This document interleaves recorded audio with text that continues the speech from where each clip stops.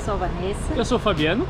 Nós somos Explorando o Caminho e hoje a gente está aqui em Paris. E enquanto a gente está tomando nosso cafezinho da manhã, que a gente já comeu, a gente vai contar pra vocês o que vai rolar no vídeo de hoje. E hoje a gente vai começar a explorar alguns lugares pagos aqui em Paris. E para fazer isso a gente comprou o Museum Pass. O que é um Museum Pass? Ele é um passe para museus e monumentos, onde tu entra em mais de 50 lugares aqui em Paris e tu escolhe pelo tempo que tu vai usar. Ele existe o de 48 horas, o de 96 e o de 114 horas. Tem que ver se vale a pena. A gente comprou o de 48 horas, ele é 70 euros. Ele só vale a pena se tu entrar a partir do quarto monumento, senão não vale a pena. E daí 18 horas, a gente tem 48 horas para começar a visitar aí, então os monumentos e museus. A nossa primeira visita hoje vai ser às 10h30 da manhã, então até 10h30 da manhã de amanhã é 24, e no outro dia, que vai ser quinta-feira, 10h30 também vai encerrar a nossa possibilidade de usar o passe, né? Então a gente tem coisas para conhecer hoje, amanhã e depois usando esse passe. No próprio site diz quais são os monumentos e museus que tu pode conhecer, e além disso, alguns lugares tu é obrigado a fazer a reserva no site do próprio museu ou do monumento, uma reserva de horário, mas lá no Museum Pass ele também diz qual deles é. E o nosso hoje é com hora marcada, às 10h30, e a gente vai lá para Sainte-Chapelle e para Conciergerie. E assim como não dá para explicar em todos os lugares que a gente está passando, mas aqui ó, a gente está passando por uma igreja aí barroca da época dos jesuítas, acho que é a paróquia Saint-Paul e Saint-Louis. E a chuva continua, a gente está procurando um guarda-chuva para comprar. Achamos só um ali de 12 euros, é muito caro. Um guarda-chuva bem mequetrefe ainda. A gente achou que não ia precisar, mas vamos ter que pegar um. A gente passou por um lugar onde tinha o de 9 euros, aí depois tinha os de 6, bem pequenininho, né? Mas aí o tempo que tinha começado a abrir, a gente pensou, não vai precisar, então não vou comprar. E a gente vai precisar, porque segue chovendo. Pelo celular, a previsão de chuva hoje é até 1h da tarde. Mas chove amanhã e chove depois. Então, o negócio é caminhar aí na chuva até achar um guarda-chuva. E no caminho que a gente está indo agora, passando por aqui, a gente acabou encontrando aqui então as Maisons de Colombage, que são essas casinhas aí do período medieval, que elas eram feitas com madeira e preenchidas depois, ó. A gente no Brasil conhece como enxá em mel, né? Elas eram obras mais baratas. E essas duas casinhas aí, elas permaneceram provavelmente porque estavam ocultas, né? Em Paris chegou uma época em que foi proibido, que teria que ser cobrido com gesso ou desmanchada, depois de um grande incêndio que teve em Londres, né? Porque elas tinham madeira. Então essas casas aqui, elas ficaram por 3 séculos coberta de gesso, onde era a parte de madeira, e depois é que descobriram que elas eram colombage. E um lugar muito legal para quem gosta de ver esse tipo de construção é a parte da Normandia e da Bretanha que a gente passou, né? Porque a gente passou por lugares assim que eram várias casinhas assim, tipo, de vários tamanhos, de vários formatos, bem preservadas. Então, se quer dar uma olhadinha em alguma dessas aí, nosso vídeo, acho que Etretat, Saint-Malo, aparece alguma coisa, né? Também, né? Rouen aparece também. Então tem bastante casinha dessas aí. Que interessante, né? Sobreviveram aí porque estavam cobertas de gesso.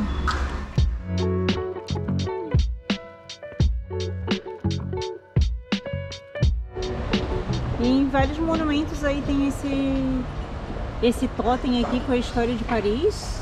E as casinhas, para quem quiser conhecer, fica aqui no quarto Arrondissement, na rua François Miron, entre o número 11 e 13, se eu não me engano.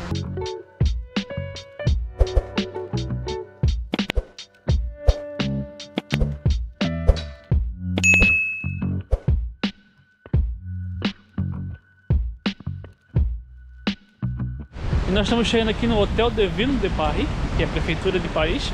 A Prefeitura de Paris, ela foi construída em meados do século XIV, mas com o passar do tempo ela foi ganhando em melhorias e foi sendo ampliada. Na Comuna de Paris, então, ela foi incendiada e ela perdeu todos os seus documentos, todos os registros civis que ela tinha foram perdidos. nesse incêndio. Na fachada dela existem 136 estátuas.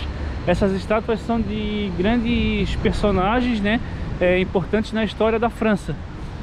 E ela tá toda enfeitada ainda.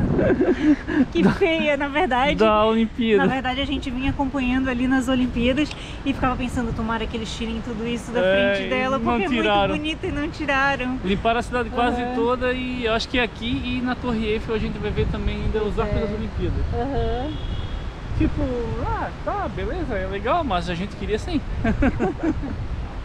Até porque tá tampando vários bustos ali. Tipo, várias estátuas estão tampadas.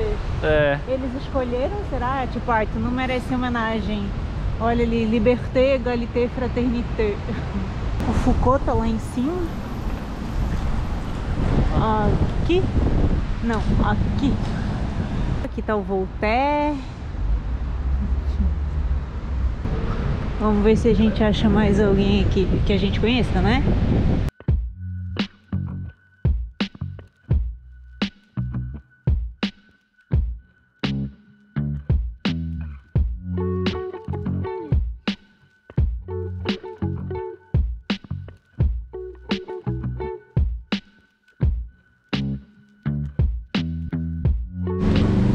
E aqui a prefeitura fica na Rue de Rivoli. E lá atrás, ó, tá aparecendo essa pontinha. A gente já vai lá. Adivinha que lugar é esse?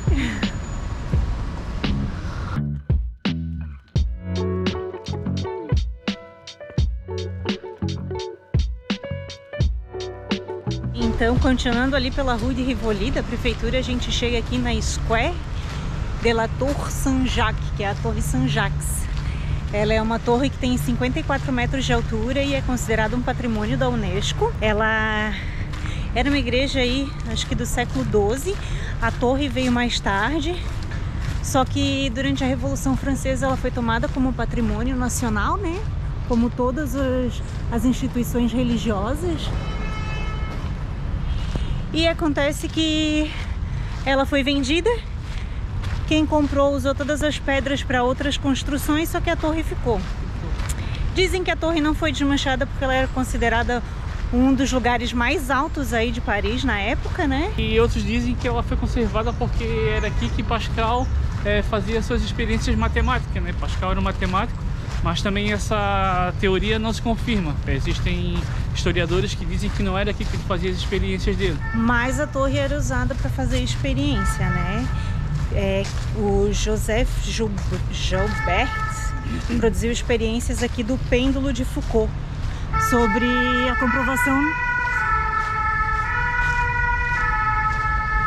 comprovação aí da rotação da Terra. A torre pode ser visitada, é uma visita paga, né? Só que ela acontece poucos horários durante o dia e custa, se eu não me engano, 12 euros. A torre fazia parte da igreja de Saint-Jacques de la Boucherie. Na tradução, Boucherie quer dizer açougueiro, e a igreja levava esse nome porque foram os açougueiros daqui da região que patrocinaram a construção da obra. E ela foi construída para São Tiago Maior, que é o Santiago de Compostela, né? Então as peregrinações de Santiago de Compostela incluem essa torre aqui como roteiro, na verdade. E ela ainda mantém bem certinho lá as gárgulas, sim, né? Tá perfeita, né?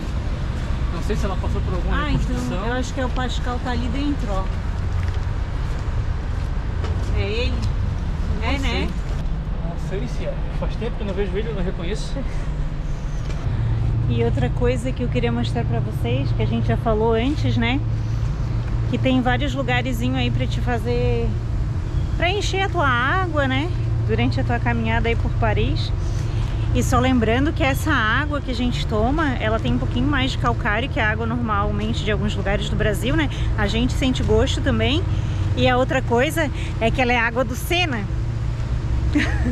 E daí a gente fica assim, né? A gente tomou alguns dias aí, né? E não deu nada até agora. Até agora não.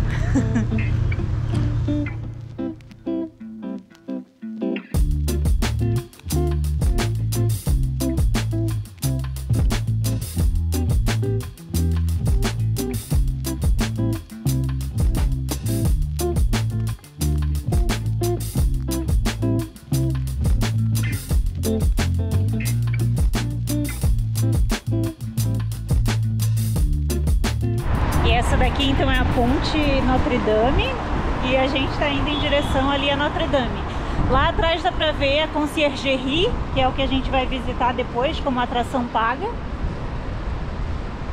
E olha, agora a gente tá em cenário de filme. O vídeo todo, na real. A viagem toda. A viagem toda. E atravessando a ponte ali, então a gente entrou na Ile de la Cité. Tem duas ilhas aqui, uma no lado da outra, né? A Ilha Saint-Louis e essa que é a Ile de la Cité. E foi aqui realmente, então, que comprovadamente Paris começou a existir como cidade. Isso já na época aí dos povos celtas que vieram fundar aqui. Eu não lembro como é que era o nome do lugar, mas aí depois também os romanos vieram e foi daqui que começou Paris. Ali na frente da Notre Dame existe uma cripta, com uma cripta arqueológica em que eles descobriram aí então vários artefatos. É possível fazer a visita, também está dentro do Paris Museum Pass. A gente chegou aqui na frente da Notre Dame. Famosa Notre Dame. E a gente achou que não ia ter construção por causa que tinha acabado as Olimpíadas. A gente já sabia que ela ia estar fechada porque desde o incêndio dela ela nunca foi reaberta, né? A previsão de reabertura dela é agora para dezembro. Sim. Mas eles aí tiraram vários tapumes, que ela tinha mais tapumes ainda. Pelo que eu vi, a parte externa dela, a parte externa dela tá pronta, pelo que eu vi. Sim. Falta só alguns acabamentos internos. Isso. E é um dos grandes pontos turísticos de Paris, né? A catedral aqui de Notre Dame, que é Nossa Senhora, ela foi construída em 1163 por decisão do Maurice de Sully, um bispo aí de Paris, e a construção só foi finalizada em 1345. No local onde ela está construída já existiam outros templos religiosos, então ela exigiu a demolição aí de várias casas nesse bairro estreito aí que fica na Ilha de la Cité, e tinham sido construídos sobre um templo pagão. No século XIX eles cogitaram, então, pela má conservação dela, eles cogitaram a demolição. Ela seria demolida e as pedras seriam usadas para construir novas pontes aí. Só que como o livro do Victor Hugo lá, o Notre Dame de Paris, fez sucesso, eles resolveram fazer uma restauração da igreja e não demolir ela. Falou ali, a previsão de reabertura da igreja é agora para dezembro, né? 2024. O incêndio foi em 2019 e aí até rolou uma treta, porque a igreja dizia que a reforma era de responsabilidade da prefeitura. A prefeitura dizia que não, que a responsabilidade seria da igreja. E aí ficou nessa treta até saber quem que ia assumir, né, a responsabilidade pelas reformas. Tem gente construindo, tem gente trabalhando lá em cima. Que sortudos, tem gente andando lá em cima. Tem os andaimes lá no meio ainda que a gente consegue ver. Tem vários andaimes. A parte de fora tá cheia de andaime, na verdade. E tu sabe quem que... Mas tu sabe quem que pagou, então? A gente vai ter que pesquisar, porque eu não sei quem que... Fizeram racha. Fizeram um rachão. A gente escreve aí, porque isso a gente acabou nem vendo. Mas um dos motivos para que ela levasse um tempo maior para que começasse a reforma foi isso, né? Foi. E ela é uma igreja que depois disso, né, então vamos reformar ela. Isso lá naquela época, quando ela estava em maus lençóis aí, não estava muito boa de estruturação. Depois disso ela celebrou vários momentos aí históricos, entre eles a coroação do Napoleão e da esposa dele, a Josefine. Ela é muito imponente. Para quem assistiu o Corcunda de Notre Dame, as gárgulazinhas famosas do desenho ali. Lá, né?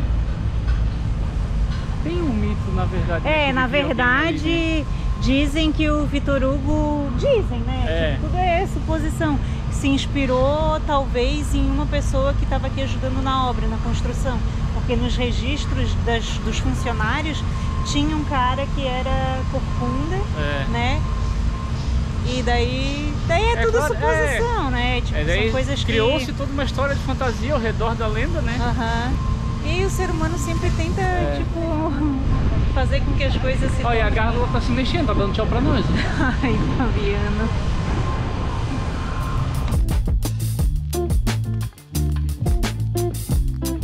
Agora eu tava vendo aqui, ó, atrás de mim tá passando um monte de criança, adolescente assim, né? Tinha um professor na frente. Fico imaginando, eles devem estar em saída de campo para aula de história. Imagina só. Viver aqui é uma aula de história, eu acho.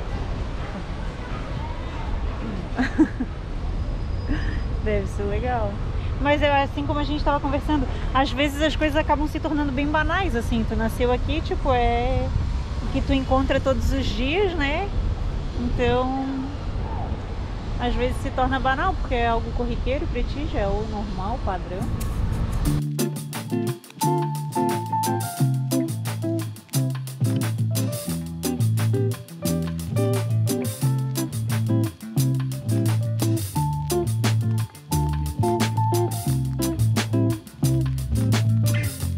E a gente então vai usar agora o nosso primeiro ingresso, nossa primeira entrada, né? Isso. Aí fica na frente um no lado do outro, é no mesmo espaço, né? Que é a Sainte-Chapelle e a Conciergerie. Para quem faz a reserva para os dois, entra direto pela Sainte-Chapelle, né? E daí tem direito a visitar a Conciergerie. E para quem for comprar separado, cada ingresso custa 13 euros. A Conciergerie abre 9h30 e a Sainte-Chapelle abre às 10h30. E aqui tem um sistema de segurança bem rigoroso, porque na verdade a gente está entrando no Palácio da Justiça atual da França, né? Ah, e daí depois disso ainda tu tem que ir pra procurar a entrada. Aham. Olha, Sainte-Chapelle.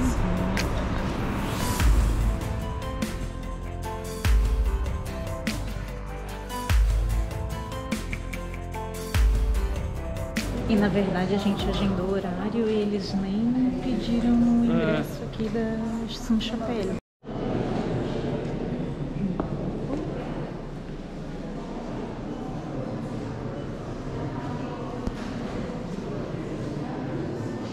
A Sainte-Chapelle, na verdade, ela existe por causa aqui da Conciergerie.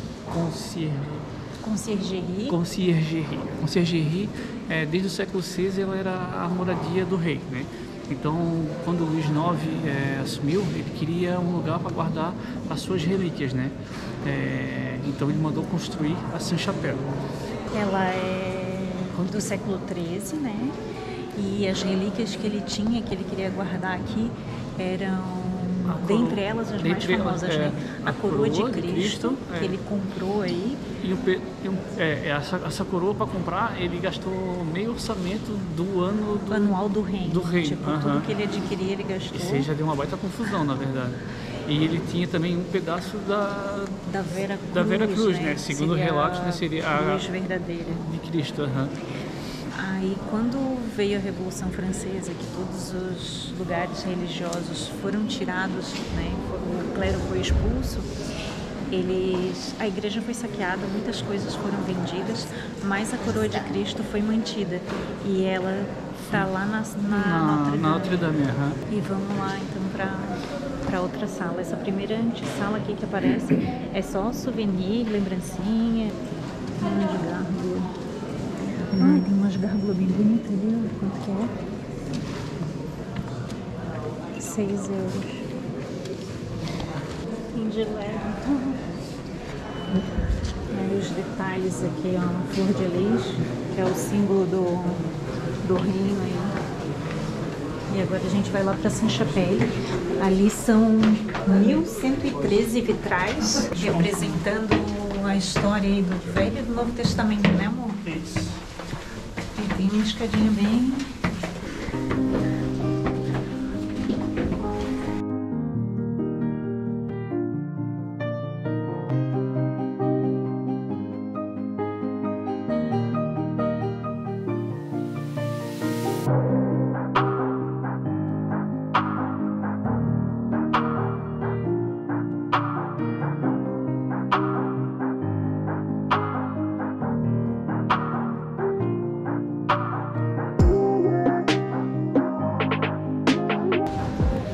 É indescritível. Sim. Ela não tem parede, ela é só um vitral. Sim. E assim, ela era uma capela pequena, foi construída em tempo recorde, eles dizem que foi 7 anos, né? Mas é porque, tipo, como ficava dentro do palácio. Isso aqui não era pra qualquer pessoa, né? E a gente queria vir muito aqui, porque com o sol as vitrais ficam lindas. Hoje não tem sol, tá totalmente nublado. E ainda assim fica bonito, né? Imagina entrando a luz solar aqui. E outra coisa que a gente não mencionou é que o Luís IX é o mesmo, Louis IX é o mesmo, aquela estátua na Sacré-Cœur. De um lado tem o Louis IX e do outro a Joana d'Arc. Porque o Louis IX, ele foi santificado, ele é o único rei que virou santo, né?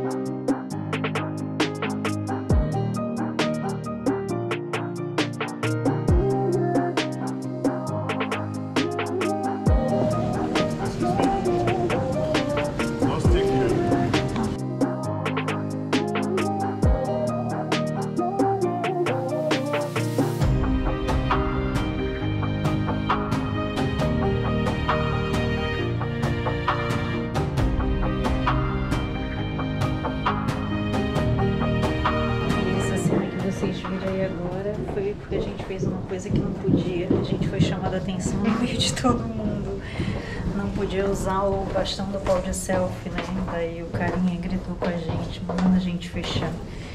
E eu já tinha visto a gente usando, mas quando a gente tava modesto, ele não falou nada. Não falou nada. Aí quando a gente começou a fazer misura... Daí ele disse que era proibido. Daí a gente tá, né? Não tinha visto, não sabia que era proibido. Mas tudo bem.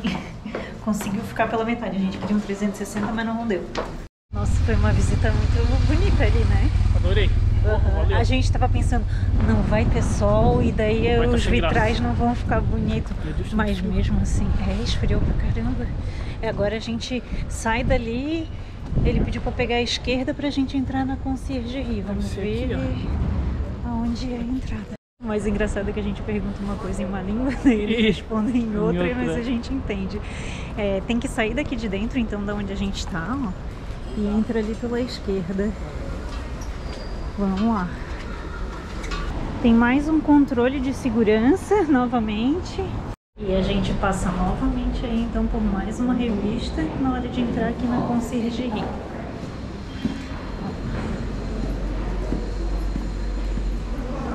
Daí aqui tem um tablet gratuito. E ali, amor, ó, tu pega ali a imagem e daí tu consegue ver, virando para os lugares, ó. Ele te mostra como é que era o lugar antigamente. Ó, vocês estão vendo? Deixa eu mostrar aqui, ó. Ó, ele mostra fogueira e tudo. E aqui tá o negócio. Tinha uns jarros aqui. Se avançar, não, se avançar não. Aqui era o corredor dos homens das armas. Nossa, que muito legal. Os vitrais lá então, tinham. Mesas aqui nessa região. Tá, aqui tem, esse aqui tudo aqui na frente era uma sala. Do lado também era uma. Deixa eu só. Era um refeitório, Um refeitório. Então vou introduzir vocês novamente, né? Aqui na Conciergerie, que a gente vai mostrar para vocês. Era o antigo Palácio Real, então o primeiro Palácio Real aqui de Paris, né? Do século VI, muito massa. Do século VI. Aí no finalzinho, acho que do século XIV, se eu não me engano, aí muda lá para a região lá perto do Louvre, né? Que é lá nas Tuileries. E daí aqui vira uma prisão. Um palácio de justiça, fica parte do parlamento, e um palácio e uma prisão É uma das prisões mais icônicas aqui, então, da França, na verdade, porque pessoas ilustres foram presas aqui. E qual era a principal dela, mais ilustre? A principal delas a gente vai mostrar... São duas principais, na verdade, né? Tá, vamos falar então, a Maria Antonieta e o Robespierre, que são os presos ilustres aí da Revolução Francesa. Na verdade, chegou a ter até 600 pessoas presas, mas vamos dar uma olhada e mostrar para vocês então o que era o castelo. Ah, e o nome conciergerie vem de concierge, que é porteiro no caso, né? E o porteiro nada mais era do que a pessoa designada aí pelo rei para que se fizesse a justiça, eu acho que era julgamento também, né? E fizesse a prisão das pessoas. O que a gente viu é que na entrada da Sainte-Chapelle tem em inglês, francês e em português. E o tablet também tem em português. A sala do que... Mas ali tá em inglês. Não, o título ficou em francês, na verdade. Né? Aí tu tem que vir aqui. Olha aqui, ó. Filma aqui, ó. Quer ver? Ele vai fazer a leitura. Ó, 2024, 1370. Entendeu? A gente volta no tempo. Olha o piso como é que já era. Todo... Vamos lá mostrar a lareira. Gente do céu, isso aqui é muito... Olha só a sala. Esse aqui era o grande salão, é isso? É. Que top. E agora mostra... Mas o mostra teto de 1300 e pouco é diferente, ó. É. Era uns arcos diferentes, agora são os arcos mais góticos, né?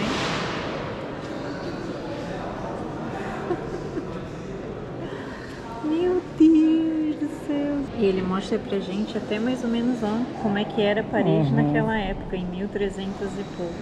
Um monte de casinha, então, de colombage. Então, acho que aqui que é a conciergerie, que é toda a parte do palácio, e aqui tá Sainte-Chapelle.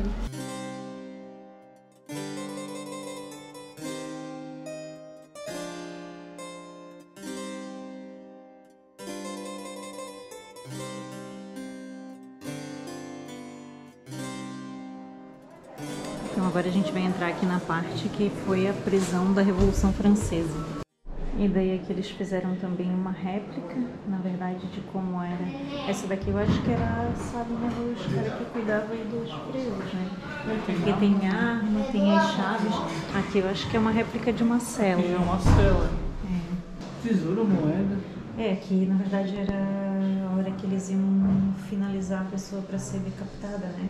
Eles cortavam, tiravam o que ela tinha, cortavam todo o cabelo para ajudar com que a guilhotina passasse ali no pescoço sem nenhum percalço. E só uma breve pincelada então que foi a Revolução Francesa. A França estava ali, acho que era já no século XVIII, já no finzinho, passando por cobrança de altos impostos, a inflação, a população com problemas de estar passando fome, né? De invernos rigorosos, a insatisfação com o rei também, Luís XVI e Maria Antonieta, os reis da época, e toda aquela ideia do iluminismo borbulhando e se tornando cada vez mais frequente aqui nessa região, culminou então na Revolução Francesa.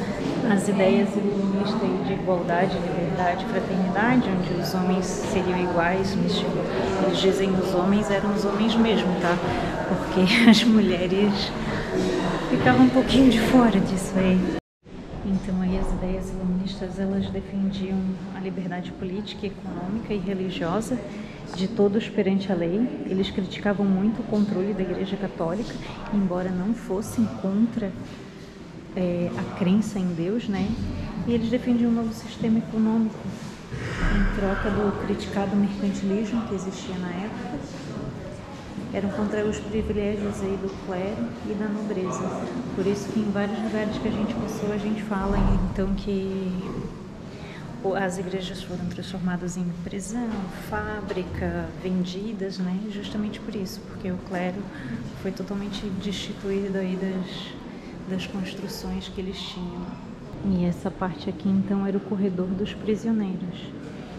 E os prisioneiros ilustres então, que antes da decapitação ficaram aqui, foi a Maria Antonieta, a esposa aí do Luís XVI, e também o Robespierre, que foi um dos precursores e que levou adiante toda essa ideia aí para que a Revolução culminasse. Essas aqui eram as celas, né?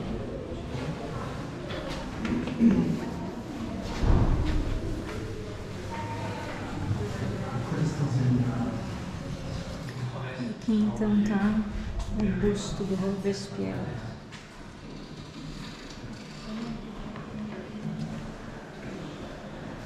Maximilien Robespierre. O desenho da carinha dele, bem famoso.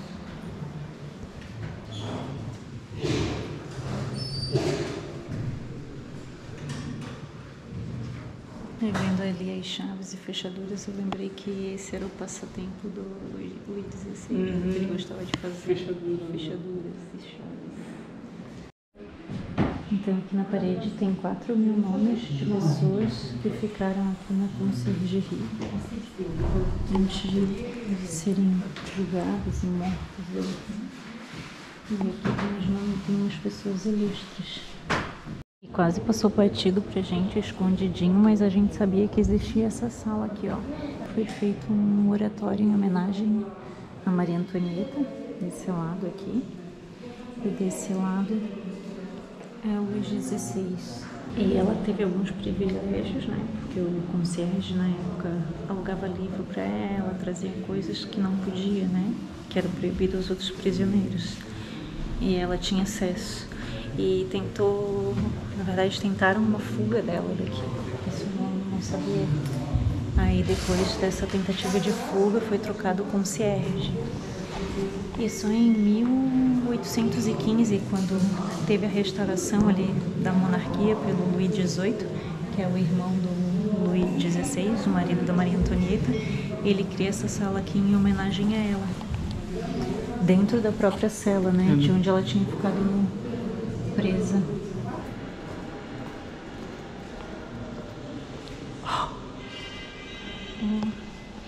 E aqui então a gente entrou na cozinha do palácio. Olha só o tanto de... Olha quantas lareiras tinha aqui, né? 4. 1, 2. Lá tem outra e aqui tem outra. Vou mostrar pra vocês aí então mais ou menos como é que era o negócio.